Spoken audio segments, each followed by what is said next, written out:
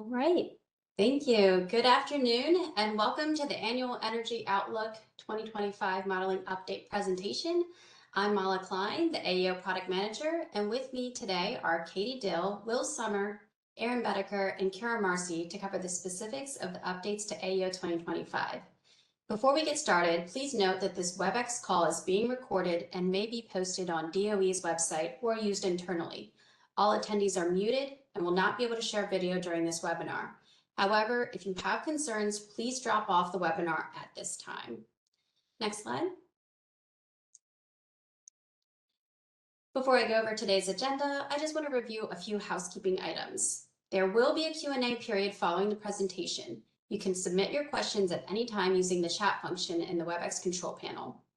These slides and a recording of the webinar will be posted on EIA.gov. We also encourage all of you to visit our YouTube channel at EIA.gov/US and to follow us on X at EIA.gov. This presentation is a preview of the work that's being done by our modeling team, and at this point, they're still in the development phase of AEO 2025, so some of this information is subject to change before we officially release results next year. Since we're still in the development phase, this means that we're still too early in the process to share results for AEO 2025. So today's focus will be on the model updates. This presentation covers all major updates to NEMS, therefore we can't get into detail on any one topic. The teams will be holding working group sessions in the spring and summer where they can delve into updates further. The list of dates is available on the working group page, which is linked here on the screen and will be shown later in this presentation. And another thing to keep in mind is that this presentation focuses on AEO 2025 model development and will not cover Project Blue Sky, which is a longer-term effort to build a next-generation EIA modeling platform. Next slide, please. Now that we've got those few housekeeping notes out of the way, let's go over what we're covering today. I'll briefly cover what AEO 2024 and 25 is, and then I'll pass it over to each of my colleagues listed on the screen to cover details on the hydrogen market module, carbon capture, allocation, transportation, and sequestration module, hydrocarbon supply module, end-use demand modules, and the power modules. And then I'll come back on to cover upcoming events and open the floor for questions. Next slide, please. So for those of you that are familiar with the AEO and a regular cycle, you may be wondering, where is AEO 2024? It's April. It should be out by now. Well, last summer, we announced a decision to not publish an AEO in 2024 in order to give us time to make substantial updates to our National Energy Modeling System, or NEMS, to better model hydrogen, carbon capture, and other emerging technologies. So what does that mean for AEO 2025? It's slated to be released in the spring of 2025, and like past AEOs, we'll still publish a range of materials on release day, such as a narrative write-up, data tables, model assumptions, and other materials that you've come to expect. The structure of the report will remain largely the same, but the big difference between AEO 2025 and previous AEOs is the major leap in enhancements to NEMS. As you'll see in this presentation, there's a tremendous amount of work that is going into AEO 2025 that can't be done during a regular production cycle. Next slide. So with that being said, let me turn things over to Katie Dill, who will cover the new hydrogen market module. Thank you, Mala. Next slide, please. Okay, so as Mala briefly introduced, a new hydrogen module, or HMM as we're calling it, was identified as a key priority for AEO 2025 fairly early on. And this is because in order for EIA to continue to carry out its mission, we felt that including an integrated hydrogen market was essential. And that mission, of course, is to disseminate independent and impartial energy information that both informs policy and informs relationships between energy markets and the environment. And so one of the sort of big motivations for this inclusion in NEMS is the Inflation Reduction Act, which is a law that was passed by Congress in 2022, and it includes a lot of policies related to hydrogen that we want to understand the mid and long-term impacts of. There are two policies in particular that our new HMM will be including. The first of those is the Section 45V production tax credit for hydrogen, or the Clean Hydrogen Production Tax Credit. And that allows for producers of hydrogen to get up to $3 per kilogram of hydrogen produced from the IRA. And then the second policy that's included is the Section 45Q tax credits, which relate to capturing of CO2 and, again, a tax credit for doing that. And so in addition to wanting to include those policies in our model, we also want to be able to explore deep decarbonization scenarios in our long-term modeling. And because of the increasing interest in hydrogen as a potential solution or one of the suite of solutions for decarbonizing our economy, we felt that, again, this new module was important to include in NEMS. And so given these goals, the existing policies that must be represented, again, and these decarbonization potential scenarios, we then identified the key sectors and production technology pathways that we wanted to include in this new module. So we identified these three pathways for hydrogen production that we're including as electrolysis, which should cover the Section 45B tax credit, and that's using grid electricity to produce hydrogen for end use. Steam methane reforming, which it uses natural gas as a feedstock and is the current way in which hydrogen is generally produced for consumers. And then also steam methane reforming with carbon capture and sequestration. And that, of course, will also represent the Section 45Q policy. So that's the scope of the hydrogen production we will have for AO 2025. And the consumption or end users of hydrogen that we've identified and are going to be including in our modeling are the industrial, electric power, refining, and transportation sectors. The reason why we settled on this scope is that currently the industrial use of hydrogen for ammonia and fertilizer manufacturing, as well as use in refining, pretty much are the vast majority of the current hydrogen that's consumed in the market. But there are an expanded set of industrial, electric power, and transportation uses that are particularly interesting, again, in some of these decarbonizing scenarios. So that's how we, again, settled on sort of that scope for end-use consumers. Next slide, please. So given the production technologies and end-use consumers that we identified, this slide kind of gets a little bit more into the different inputs and outputs our model will need, as well as what other models in the National Energy Modeling System that we have to interact with this new model. And so the HMM will be receiving prices of carbon dioxide, natural gas, and electricity in order to use in a solution. That's because natural gas and electricity, while those are the primary energy fuels and feedstocks for hydrogen, for CO2, because we're including carbon capture, we want to know what the price of CO2 is in order to make the decision about whether or not that technology, that production technology, is economic. And so that's why that price is included there as well. We'll then send end use prices of hydrogen to the different demand modules, who will in turn send us back quantities of hydrogen they demand. And so with these quantities, we'll be able to balance the market and balance the hydrogen demanded from them, along with production from the various technologies that we can choose from. And of course, we will also be sending back not only the quantity of CO2 we might capture during hydrogen production, but also the amount of natural gas and electricity we'll be demanding from the other modules. Next slide, please. So those two slides were an introduction into the scope of our model and how it's going to interact in our modeling system. But another set of questions we had to answer is, as we're making these decisions and optimizing for the market, what geographic and temporal resolution are we going to be operating at or making our decisions at? And so what we ultimately decided was we'd use a blended regionality in order to represent hydrogen markets in terms of geography. And what we mean by that is that in the National Energy Modeling System, or NEMS, different modules have sort of different geographic regions that they use. So if you look at the upper right-hand map of electricity market module regions, you can see that they don't really follow state lines. They generally follow regional transmission operators, and balancing authorities. And we thought it was really important, especially for electrolysis, that we interact with the electricity module at that same regionality. So we'll be making electrolysis and electricity decisions using those regions. However, for the demand modules and for the hydrogen market module itself, we'll be solving at the census division region level, which is the lower right-hand map that you see there. In terms of the temporal resolution we'll be using, we are going to be modeling 4 seasons independently, but we will also allow for decisions about electrolysis and hourly resolution.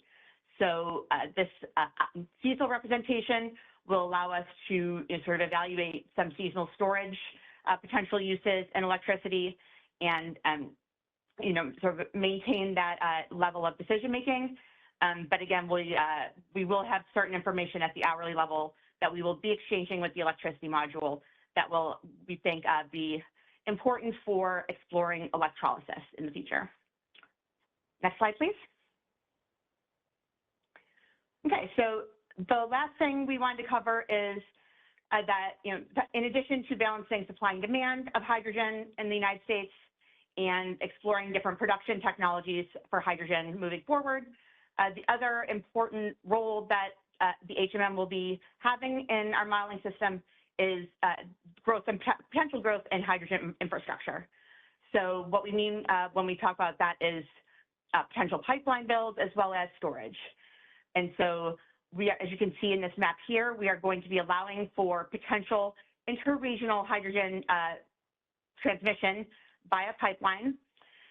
We are going to be particularly flexible with this and how we implement this infrastructure expansion, in particular because there are potential safety concerns with transporting hydrogen, as well as potential issues in terms of the regulatory environment and how easy it will be to sort of move some of this infrastructure forward. So we are going to allow for the possibility, but again, be exploring exactly how we implement that. And then finally, for storage, we're going to be including the expansion of using geologic formations for storing hydrogen, particularly salt caverns. And again, that should allow for some of these seasonal uses of hydrogen and seasonal behavior in hydrogen consumption that we may expect. So that covers what we wanted to share with you today about our hydrogen modeling efforts. And I'm going to now pass it to Will Summer, next slide, who is going to be covering our new modeling efforts with respect to carbon markets. Will? Thank you, Katie. Really appreciate it. So today I'm going to be talking about our carbon capture, allocation, transportation, sequestration module, which is our new module for representing carbon activities in NEMS. Next slide. So NEMS is a new module to represent carbon capture. The current representation for carbon capture, the capture, transportation, utilization, storage module is difficult to update and maintain. So after a good deal of internal deliberation, we've determined that in light of significant developments in the industry and new legislation in the form of the Inflation Reduction Act, we need a model architecture that's more flexible than CTUS. The challenges associated with CTUS, however, have guided our model development methodology for CATS, our new model. For example, the CTUS code is distributed across multiple NEMS modules, making it difficult for modelers to gain expertise of the entire system and making updates to the model challenging as coordination is required between multiple models. Sources of CO2 are not modeled consistently. Some supplies are endogenous, some are exogenous based on out-of-date data. CTUS also doesn't model a centralized market. Instead, CO2 flows from sources of CO2 EOR with any remaining eligible CO2 synthesis saline formations if it's economical to do so. And CTUS is written for training GAMs, and within NEMS, we're trying to standardize around a smaller number of programming languages. So in designing CATS, we created a module that will exist in a single unified place, extending upon all the capabilities of CTUS while being a little bit easier to maintain. All CO2 supplies will also be modeled endogenously and produced by the other modules within NEMS, which I'll get into in a little bit more detail in the next slide. CATS will also operate as a competitive market within the optimization model, where saline formations and CO2 EOR sequestration sites are chosen based on the relative economics. CATS will also be written in Python. Cumulatively, CATS provides an opportunity for EIA to start from a blank slate, incorporating novel methods and data that were unavailable when CTUS was written. We expect the results from CATS to be meaningfully different from CTUS given the new data and methodologies. Next slide, please. So what will CATS actually be? What will it look like? Well, CATS is going to be an optimization model that projects CO2 transportation flows, CO2 demand, CO2 storage, and CO2 prices. The way it'll work is that CO2 will flow from all the models within NEMS. For example, power plant CO2 capture will come from the electricity markets module, cement CO2 capture will come from the industrial demand module, and so forth. Once these CO2 flows flow into NEM, within CATS, CO2 will be allocated to CO2 EOR and storage using an optimization model. The CO2 EOR demand will be produced endogenously by HSM, while storage will be based on the available geology. The optimization model also, once all of the flows have been optimized, will produce CO2 prices as dual variables, which are provided back to the modules for them to make carbon capture decisions. Lastly, CO2 capture volumes will be reported to the emissions policy module, so that emissions can be calculated net of carbon capture. Next slide. The last thing I want to mention briefly when talking about CATS is that policy will be a critical consideration, and CO2 supply will be responsive to 45Q tax credits. CATS will represent 45Q tax credits for carbon capture as legislated in the Inflation Reduction Act. This means that CO2 capture projects must be in construction by 2033 and meet minimum CO2 capture thresholds. The CATS design will be flexible to support any future policy changes. However, policy can fit its considerations will be limited to 45Q tax credits, and there will not be an extension of these credits beyond the legislative sunset dates in the model reference case. Next slide. I'll also be telling you all today a little bit about the hydrocarbon supply module, which is our new module for representing oil, natural gas, and natural gas plant liquid production in the United States. Next slide. So EIA is going to develop the hydrocarbon supply module, which is a new Python module, to replace the oil and gas supply module, a Fortran module. Although they'll be functionally similar, like I said, there'll be changes in programming languages, and we've made several major updates and streamlined representations. These changes will make HSM easier to maintain and improve the transparency of our results. Next slide. So one of the major updates that we've made to the hydrocarbon supply module is that we'll be incorporating costs related to penalties for venting and flaring of methane as introduced in the Inflation Reduction Act. These costs are based on volumes reported to the EPA and will be including the onshore module discounted cash flow. However, we will not be publishing any methane emissions volumes as part of our analysis, as this update is solely a cost representation. We'll be also calculating secondary well production volumes independent of primary well production volumes. What this means in practice is that in the current oil and gas supply module formulation, the decline curve for oil wells that produce associated solid production is the same for both oil production and for natural gas production. In HSM, we've disconnected those two equations so they're calculated separately as things are in the real world. This should improve the accuracy of our results. We'll also be distinguishing between hydrocarbon production on federal versus non-federal lands. We're very excited to share that with you all. And we'll be representing carbon capture volumes from natural gas processing facilities to support the work being done on the CATS team. Next slide. We've also made a few changes to methodology. First, we have a single discounted cash flow across all submodules. In the hydrocarbon supply module, we have production coming from the onshore, part of the United States, offshore, Alaska.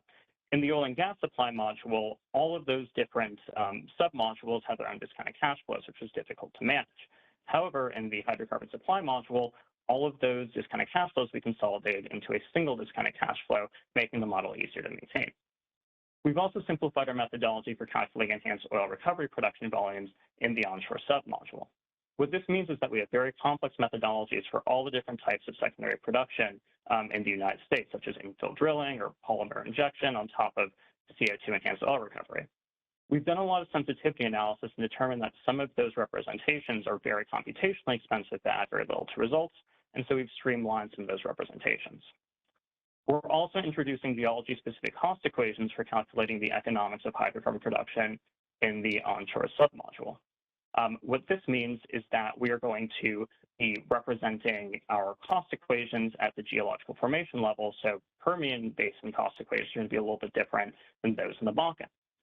We've also updated our drilling equations in the Canada submodule so that our representation of drilling is a little bit different based off of Henry Hub prices, and we've increased our responsive to other NEMS module results. What this means is that we're running HSM more frequently within NEMS to produce results that have more responsiveness to the other models. So now I'll be passing things on to Aaron to talk about end-use demand modules. Thank you very much. Thank you, Will.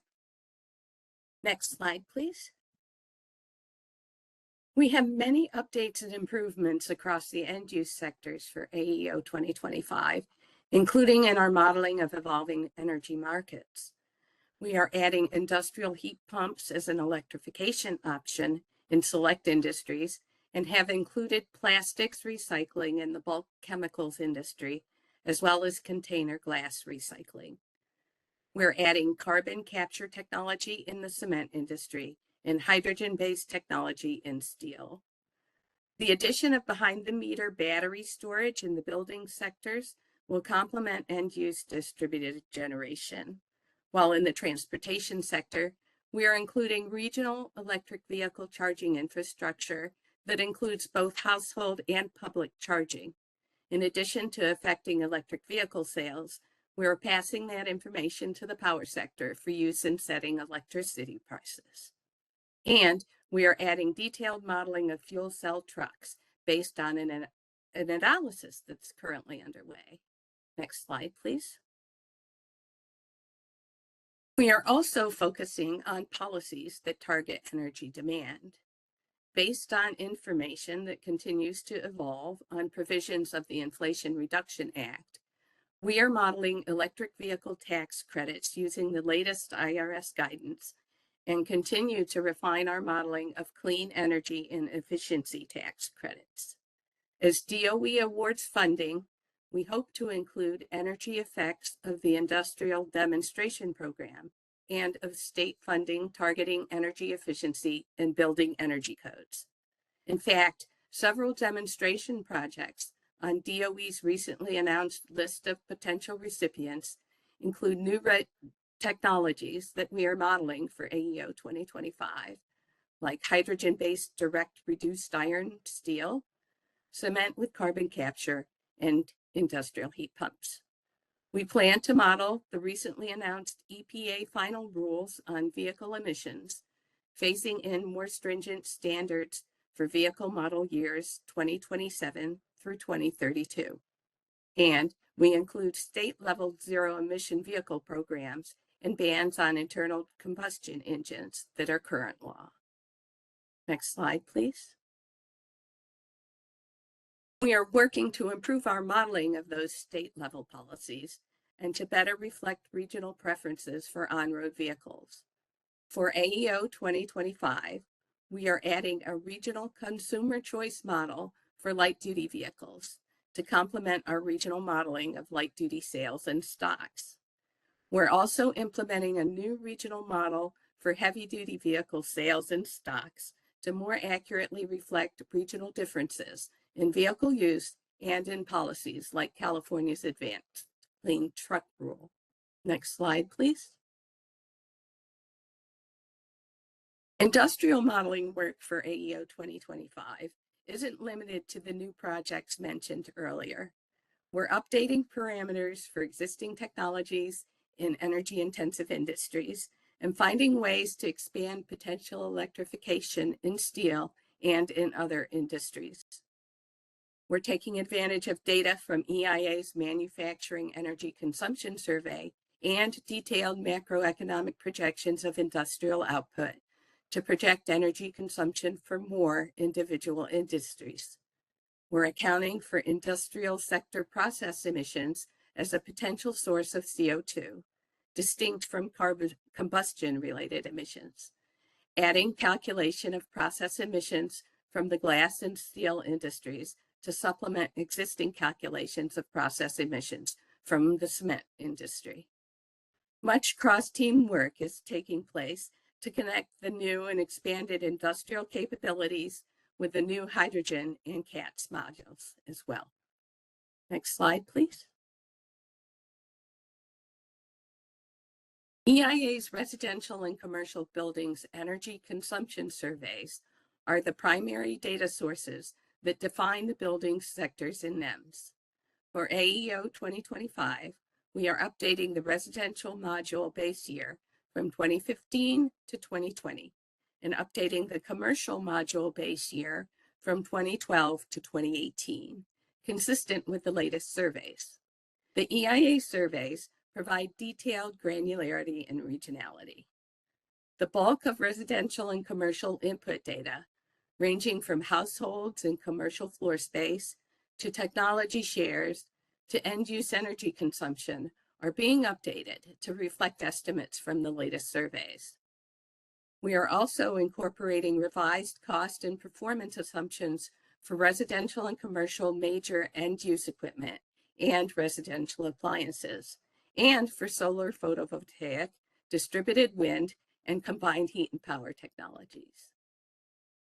DOE has updated several federal equipment standards recently that will be reflected in AEO 2025. These new standards, along with federal tax credits and regional energy efficiency incentives, will combine with the new technology assumptions and energy prices to affect projected technology adoption in the building sectors. Thank you. I'll now turn it over to Kara Marcy. Thanks, Erin. Hi, my name is Kara Marcy, and I'm going to be talking to you all today about everyone's favorite part of the energy economy, the electric power sector. Our team is doing a large number of updates to our model to represent the latest trends in the power sector, and I'm going to try to distill some of those updates in a couple of key themes that we'll talk about in the next couple of slides. Next slide, please. The first update I'll talk about is related to the changes we're making to our baseline representation to better reflect current market trends. We can distill those current market trends into two broad categories related to prices and policy.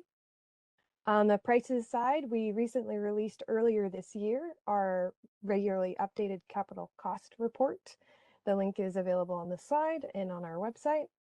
This is a semi-regular report that we publish, that we commission, that provides current baseline costs on the cost to build out new generating technologies that we use to inform our NEMS input assumptions. Just as a reminder, future costs within NEMS are determined endogenously by a learning by doing algorithm within the model. The other update on the price side is related to the electricity price module. We're doing essentially an overwrite or rewrite, an enhancement of that model, which sends electricity prices back to end-use demand. On the policy side, we're continuing to improve our representation of the provisions within the Inflation Reduction Act, IRA. In addition to the policies that were mentioned earlier in the presentation, we'll be updating the power sector specific policies. So in AEO 2023, that was the first year that we published any representation of the impacts of the IRA on the energy economy. And for the power sector, we focused on the clean electricity and investment and production tax credits, ITC and PTC, and the zero emission nuclear power production tax credits. We assumed that baseline tax credits were met, assuming wage and apprenticeship requirements were also met. And then we did a series of scenarios where we evaluated a range high and low of the different bonus provisions and other assumptions within those tax credits. This year for AEO 2025, we're going to update our ITC and PTC assumptions to include within our reference case assumptions related to those bonus credits, as the table on the right is summarizing. Other policies that we'll include within our model include federal policies and state level policies as they become available and finalized. Another update that we're doing, which is really exciting for us on the EIA side, but less exciting for you guys because it doesn't change model results, is the effort we're doing to convert our code from Fortran to AIMS. So updating our code base and then also doing a series of work to improve the model runtime performance. So major overhaul that is great. So next slide, please. The next theme that I'm going to talk about is building out our capability to model deep decarbonization scenarios within the electric power sector. In order to do that, we need to sort of update our baseline representation, this time focusing on updating our resource supply curves for different generating technologies. For example, we'll be updating our wind and solar resource supply curves using the NREL Rev tool. Figures on the right are illustrative of that data set. We're also doing a complete rewrite of our coal supply module. And we're also including new nascent generating technology as options to build out, such as bioenergy carbon capture and seasonal storage. Once we have that foundation in place, we plan to do some rigorous testing of our power sector model. So running some deep decarbonization scenarios, and then taking those results and running them within a production cost model or a dispatch model that is more temporal, has greater temporal resolution, and provides different form of results as the NEMS model. We'll then take that model result, compare it to NEMS to evaluate the performance of our model and make additional recommendation on changes that we might need in order to better run these types of scenarios in the future. Next slide, please. And the last theme I'm going to talk about is the Power Sector Plus, or the energy economy. Obviously, NEMS has been a Power Sector Plus model since its inception, but we can always improve our connections with the rest of the energy economy. In particular, we're focusing on a lot of connections related to the end use sector, obviously because demand drives supply. So we're doing a number of updates to our end use equipment hourly electricity load profiles. We're replacing a lot of the data there, and then also including new hourly load profiles for some new end use equipment. For example, the figure on the right shows an illustrative electric vehicle charging profiles that we're currently testing. In addition, we're looking into the possibility of folding in the feedback, so sending price signals back from the electric power sector to the end users so they could make decisions about how they choose to operate their equipment. And then the last thing in terms of connections with the end use sector that I'll talk about is related to battery storage. We all know that electric vehicles drive the future costs of battery storage, batteries going forward. So we wanted to make sure that our utility scale electric battery storage technology learning rate better captures that EV deployment in terms of determining the future cost of batteries. And then the last thing is the other connections for the rest of the energy economy. We've already heard about all the connections to the power sector from our colleagues on carbon capture and hydrogen, and just wanted to say that we have a really talented team that's providing technical support to those teams as well. And with that, I'll pass it off to Mala to provide final remarks and manage the Q&A. Thanks. Sarah. So as you all can see, this presentation is a great summary of the work that's being done during AO 2025. But as I mentioned before, and the presenters have said throughout, there are plenty of details that we couldn't cover within this hour. We have a number of events starting on April 24th and going into the summer, as you can see here on the screen. There will be working groups as well as introductory events for new models. Keep in mind, this is not an exhaustive list of all the events we have before the release of AO 2025. On the next slide, we've listed a number of ways you can stay up to date on the AEO. Next slide, please. All right, so now it's time to open it up for Q&A. Fellow presenters, if you could please turn your cameras on. And while they're getting set, I wanted to just remind you of all the ways you can stay informed on the AEO. You can email us at annualenergyoutlook@eia.gov, sign up for email updates, or regularly check the websites that I have listed here on the screen. As a reminder, you can type your questions into the chat at any time. We've actually gotten some during the presentation, so we'll go ahead and get started with a few of those. So this first question I have here is for Aaron. What hydrogen technologies are being implemented in the industry beyond the steel industry? So for AEO 2025, we are limiting our representation to hydrogen in the steel industry, but we are working on other industries and hydrogen for AEO 2026. So please stay tuned for future developments. Thanks. Sounds good. Thanks, Aaron. Katie, are you going to fully represent everything related to hydrogen in the Inflation Reduction Act in the hydrogen market module? Thank you for that question. So the Inflation Reduction Act actually has a lot of sort of different options for which sorts of credits or incentives people want to use. We are choosing to limit ourselves to the two, I guess, most generous and probably most likely to drive investment in hydrogen, namely the Section 45B credit and the carbon sequestration credit. But in terms of the exact representation, particularly of 45B, we do feel like we are fully representing the implementation of that as it's most recently been outlined by the IRS and the Department of Treasury. The one, I guess, sort of caveat I will give to that is in the legislation, there are, I think, 8 different hydrogen production technologies that in theory could get this production credit. We are limiting it to electrolysis in AEO 2025, and that's primarily because of how strict that you, or how strict the carbon emissions are in order to be considered clean. We think that it's safe to assume that at least as it's currently defined, that's the only production technology that's likely to be getting that credit at this point. Carbon capture technologies will be getting the carbon sequestration credit, which is 45Q. So apologies if that's a bit of a wonky answer for those of you not in the nuts and bolts of the IRA, but hopefully that addresses the question. Great, thank you. All right, this next one is for Will. Will oil and natural gas production projections for federal versus non-federal land be published in the AEO 2025? Thank you, Mala. Yes, they will. So they'll be published in the AO 2025 by HSM region level. So we'll have a representation, not just nationally, but regionally. And yeah, thank you. That should be it. Great, thanks.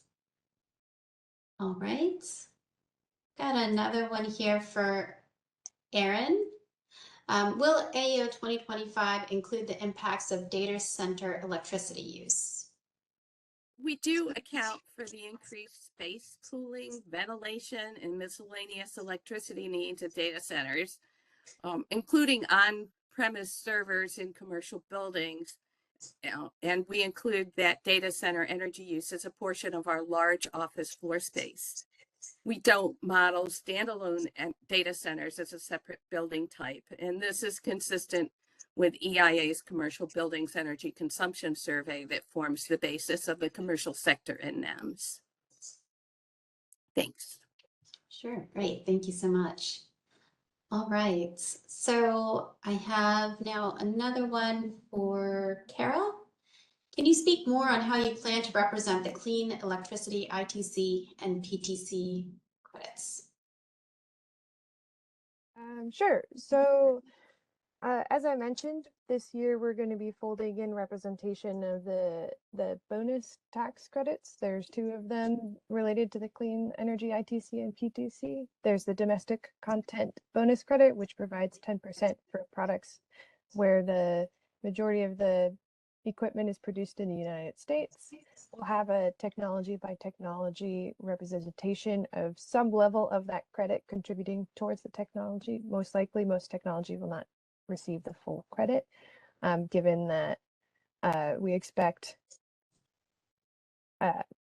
manufacturers to take a portion of that credit. And then the other energy credit that we're considering representation of is the energy community bonus credit for those resources that are geographically constrained, like wind, solar, and geothermal. We're going to be doing a representation where we are, as I mentioned, updating the resource profiles for those technologies, and then we'll layer over the energy communities that have been recently determined, and then apply the credit to that available resource for each of those communities.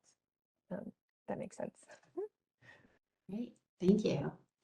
All right, I'm going to throw this next one over to Katie. In HMM, will electrolysis distinguish the carbon intensity of electricity purchased and hence applicable 45B credits?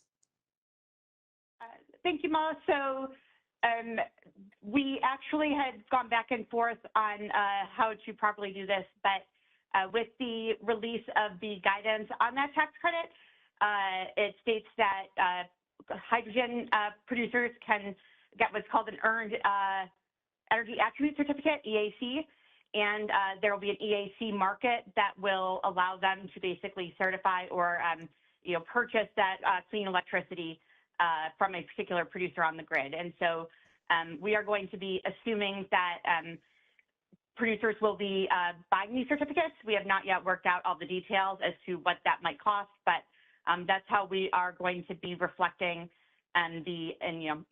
assuming that they will be using clean electricity in their electrolysis. Great, thank you. And then just to follow up on that, can you say more about the representative hours and what information is being exchanged with EMM? Sure. So I will try to keep it pretty high level, and we'll probably get a lot more into this in some of our working groups. But essentially, you can think of the interaction between electricity and the hydrogen model as sort of two pathways that are working at different times. The one which is we are consumers of their electricity. So all of that information, the electricity price and the load we're going to be putting on the grid from electrolyzers, all of that hourly information is going to be exchanged within NEMS. On the other side, where you think of it as we're supplying hydrogen to electric generators that may consume hydrogen, that information is going to be exchanged seasonally and at the census division level. And so, again, we can get more into this at some of our working groups, but we do have sort of those parallel tracks of information that are going to be at the different geographic and time resolutions. Great, thanks, Katie. And just as a reminder, we will have those working group dates posted either later today or tomorrow. So everything that you saw on the screen, if you're interested in joining any of those, just email us to make sure that you're on the listservs for whichever topics you're interested in. All right, for our next question, this is for Kara. One of our users is curious to hear more about the solar renewable potential modeling, and in particular, how it treats transmission constraints for locating renewable generation. Sure, happy to answer that question. So we're actually working in coordination with the National Renewable Energy Laboratory. They have a tool called the Renewable Potential Tool, REV, and we're taking their geospatially model and using the data outputs from that. So they're the ones that are doing the research on determining the length of transmission line for each individual potential site where wind and solar could be deployed, and the distance that takes to build out that transmission from that site back to the regular grid. And they provide those distances and costs, and then we use that to build out our supply model. And then just generally for the rest of the transmission or the rest of the electric market, we have transmission expansion just like any other capacity model. Great, thank you. All right, just looking to see if we have more questions. And again, in the meantime, I'm sure you'll think of other questions later, and you can always feel free to reach out to us. We're always happy to take your questions and reach out. Our next question is for Kara. Renewable technologies are continuing to be an increasing share of electricity generation. How is EIA improving their model to make sure we're keeping up with this trend? Yeah, we love to model renewable generating technologies. We're continuing to update the data resources to reflect the best knowledge. As I mentioned earlier, we're working in collaboration from the National Renewable Energy Laboratory to make sure we have the updates to our renewable resource data. We've also done a series of model enhancements in the last few years to better capture the impact renewable technologies have on electricity dispatch. We built out the restore model that does detailed temporal resolution of renewable dispatch and energy storage, and we use that to inform our capacity expansion. And we'll continue to do these types of updates and evaluations with the deep decarbonization study that I mentioned earlier and any additional work, but it's an ongoing and fun process. Thank you so much, Kara. All right, this next question is for Aaron. Can you add the data center demand to the end use demand modules? So the end use demand modules, basically the commercial demand module already includes data center energy use. as part of the energy use. And as I described earlier, the increased need for cooling, ventilation, we just don't model them as standalone data centers as a separate building type. Along that lines, the CBEC survey team, the commercial building survey team, conducted a 2021 pilot study on data centers, which describes some of the challenges in getting data center data at the level that is statistically valid that we could use in the model. And I think that you might find that of interest to answer that question a bit. But we do include the energy use. It's just part of the large office energy use. And while I've got the mic, I'd like to clarify a little bit my earlier answer on industrial hydrogen. I was referring to new uses added to the model. We are including and do include the existing hydrogen use in places like the fertilizer industry. So I just want to set that record straight that that indeed is included in the model. So thank you. Great. Thank you, Erin. All right, one thing you want to notice, we are getting questions pertaining to other details of our modeling. Questions that we're receiving on other model aspects not covered today will be addressed in our various working group meetings. So I know I keep pointing you all to there, but there will be a really great resource. Again, they'll start April 24th, run through June, and then again, we have other introductory events for the new models, such as CATS and HMM. So I highly encourage you all to join us for those. They're always really informative. And then again, if you can't make it to those, much like this webinar, we post materials afterwards. So again, we understand people's schedules are ever changing. So always please take a look at our site for any materials that we're posting. All right, this next question we have is for Katie. Will AO 2025's hydrogen market module include any modeling that includes potential production capacity from the development of SMRs?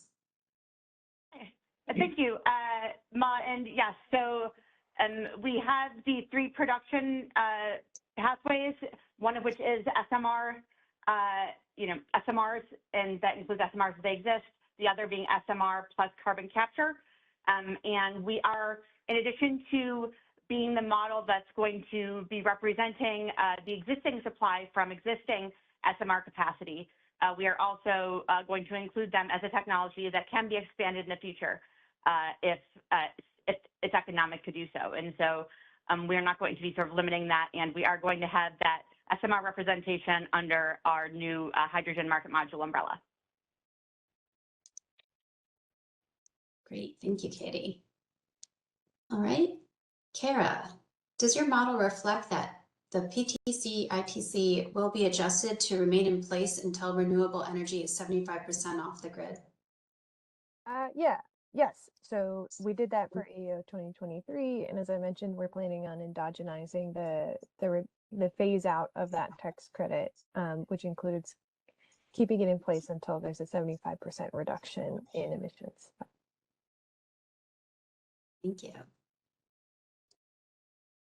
All right. Just double checking the chat to see if we have other questions. Again, in the meantime, feel free to check out our website and other materials. All right, so our next question is for Katie. Will liquid hydrogen captured in, sorry. Just double checking the question, apologies.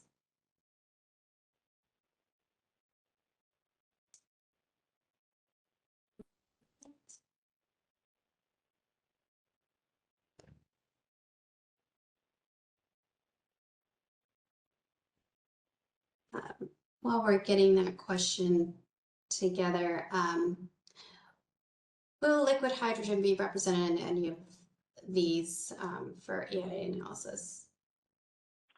Yeah, Mal, so yes, the short answer to that question is no, we are not going to be including liquefied hydrogen as a potential fuel or consumption of sort of alternative fuels that hydrogen is then used to produce, like, ammonia or methanol. We are sticking with hydrogen or, compressed hydrogen in a fuel cell. And we are obviously going to be expanding our model in the upcoming years and including maybe more of these, other technology options. But right now, no liquefied hydrogen. Thank you. All right. Just double checking the chat. I think our questions are slowing down a little. But I do really appreciate the interaction that we've had. It really shows that you all are engaged and excited for the changes as much as we are. So thank you for that. All right.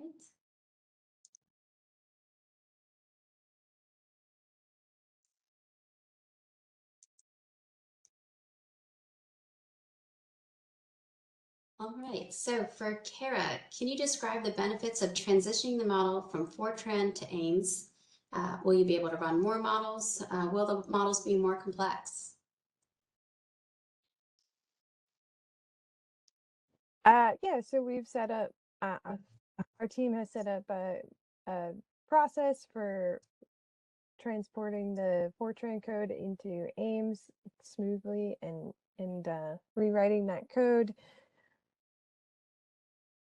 Will I be able to run more models? We'll be able, this is all within the NEMS model, so these are just different modules within NEMS that are being converted, and we will, and it's just a conversion. So as we're doing the updates, they're just the updates that we talked about. So it's still the same model that it was before, just a different language. But the idea is that we're transitioning to AIMS because it's an easier tool for our team to use, and it allows us to more quickly debug the code and understand and make updates to the code. So that's the idea with transitioning to AIMS from Fortran. Thank you so much. All right. Again, just double checking the chat to see what else we have. We'll just take a few more questions. All right, so this one's for Will. What new information can we expect in the AO 2025 from the new carbon capture model? Thanks, Mala. So in terms of published data, we'll be publishing carbon capture supplies and carbon capture demand and ceiling formation data at the census division level. So that'll be all publicly accessible, and they'll also be sent on to the emissions policy module, where we'll be able to get emissions net of carbon capture. And those should be the main outputs of the model for publication.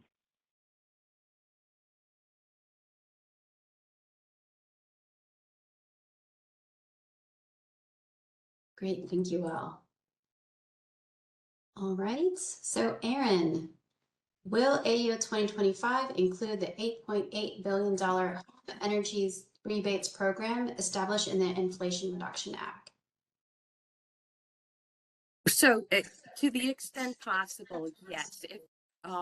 We already include tax credits that are for individual pieces of equipment or for shell measures that are from the Inflation Reduction Act. And if you're looking at something for a whole home or for a commercial building by unit of floor space, something like that, we're currently investigating how we can put that in the model and get it in to represent it more accurately.